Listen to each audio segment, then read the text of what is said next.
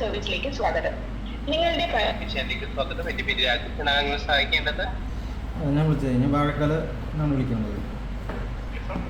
അപ്പോൾ എൻ്റെ ഇൻ്റർനെറ്റ് കട്ടായിട്ട് ഇപ്പോൾ 2 ദിവസമായി. അപ്പോൾ ഞാൻ കംപ്ലയിൻറ്റ് രജിസ്റ്റർ ചെയ്തിട്ടുണ്ടായി. പക്ഷേ ഇതുവരെയായിട്ടും ഒരു റെസ്പോൺസ് ഒന്നും ഉണ്ടായിട്ടില്ല. അപ്പോൾ എനിക്ക് ഇൻ്റർനെറ്റ് ഇല്ലാത്ത കാരണം എൻ്റെ ബിസിനസ്സും കാര്യങ്ങളൊക്കെ ബിസിനസ്സിന് ഇത്തിരി ബാധിച്ചിട്ടുണ്ട്. എനിക്ക് ബില്ലിങ്ങും കാര്യങ്ങളൊക്കെ ചെയ്യണമെങ്കിൽ എനിക്ക് ഇൻ്റർനെറ്റിന് വളരെ അത്യാവശ്യമാണ്.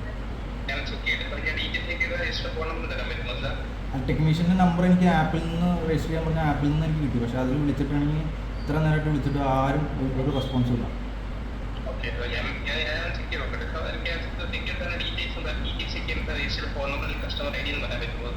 ഞാൻ രജിസ്റ്റർ ചെയ്ത നമ്പർ പറഞ്ഞുതരാം.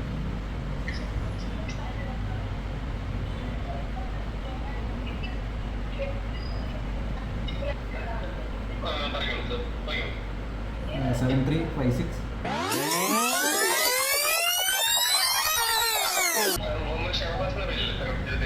അതെ അതെ അതെ.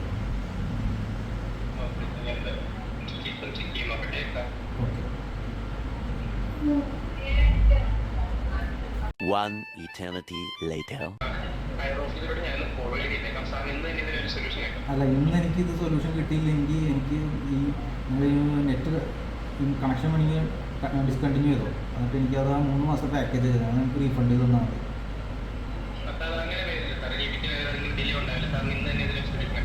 അതാ ഞാൻ പറഞ്ഞു, ഇന്ന് എനിക്ക് ചെയ്ത് തന്നില്ലെങ്കിൽ എനിക്ക് നിങ്ങൾ കണക്ഷൻ ഡിസ്കണ്ടിന്യൂ ചെയ്തിട്ട് എനിക്ക് റീഫണ്ട് തന്നാൽ മതി.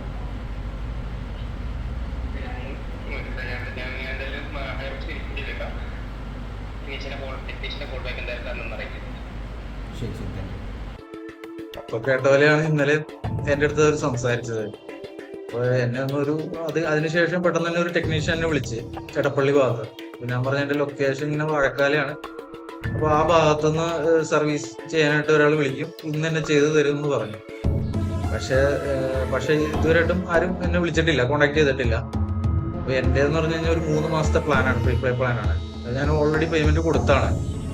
അപ്പോൾ 2 ദിവസമായിട്ട് എനിക്ക് ഇന്റർനെറ്റ് ഇല്ല. അപ്പോൾ ഇതുപോലെ എത്ര ആൾക്കാർക്ക് ഇന്റർനെറ്റ് കിട്ടണ്ടാവില്ല. അപ്പൊ ഇതുകൊണ്ട് ഏഷ്യാനെറ്റിന് എന്തെങ്കിലും ലാഭം ഉണ്ടാവോ?